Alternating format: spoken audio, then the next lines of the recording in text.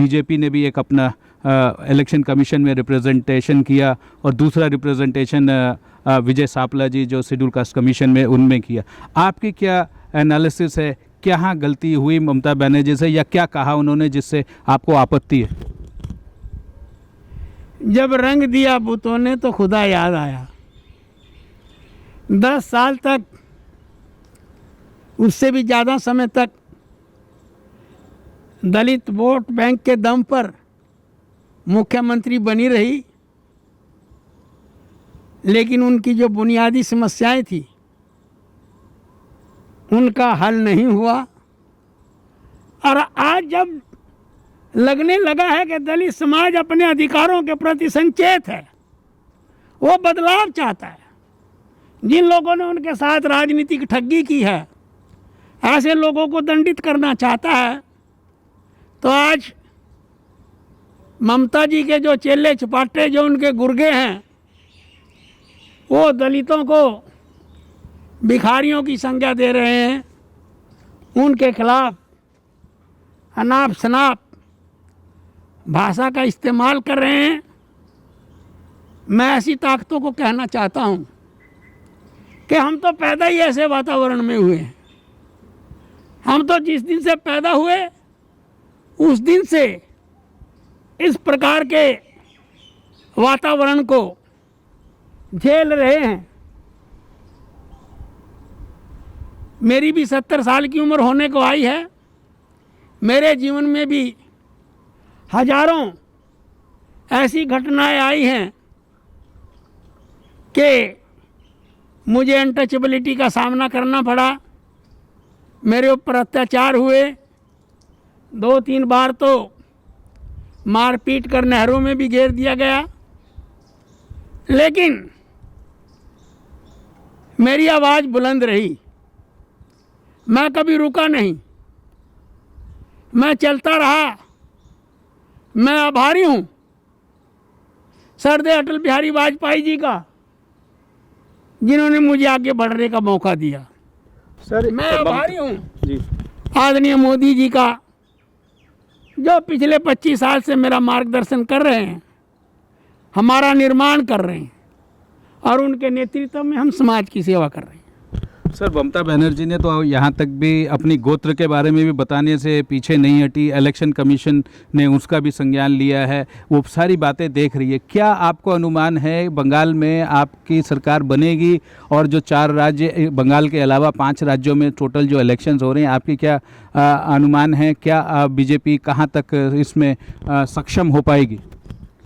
देखिए, ममता दीदी जी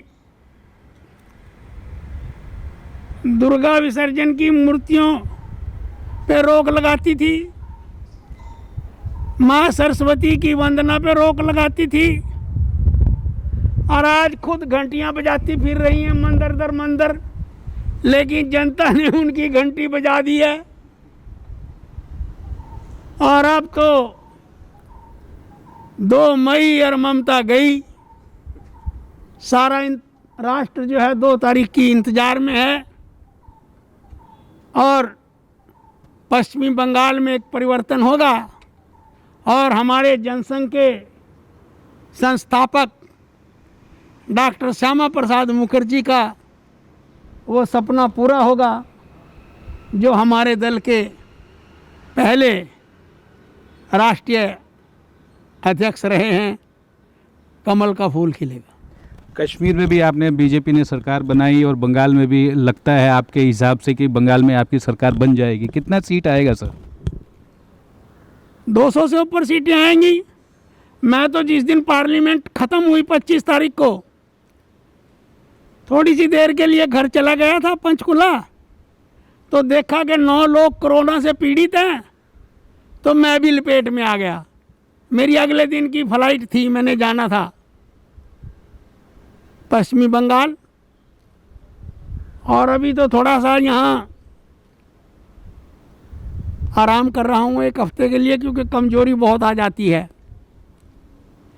नहीं तो मेरी आत्मा, मेरा शरीर तो पश्चिमी बंगाल में है। असम में नहीं सर, और केरल में नहीं, और तमिलनाडु में नहीं, वहाँ के बारे में आपने आकलन नहीं बताया। देखिए वहाँ भी हम पहले से ही आशावान हैं। असम हम 2/3 मेजॉरिटी से जीत रहे हैं, और साउथ में हमारे सम्मानजनक खाते खुलेंगे, लेकिन चमत्कार तो पश्चिमी बंगाल में होगा। चमत्कार को सलाम। बंगाल में आप कह रहे हैं कि आपकी सरकार बनेगी, अमित शाह जी कह रहे हैं 200 के पार जाएंगे, तो शायद ये आशा बंधी है इस बार कि बीजेपी बंगाल में भी, जैसा आपने कहा, श्यामा प्रसाद मुखर्जी के जन्म स्थान पर आप एक बार फिर से बीजेपी की सरकार बंगाल में बनने जा रही है।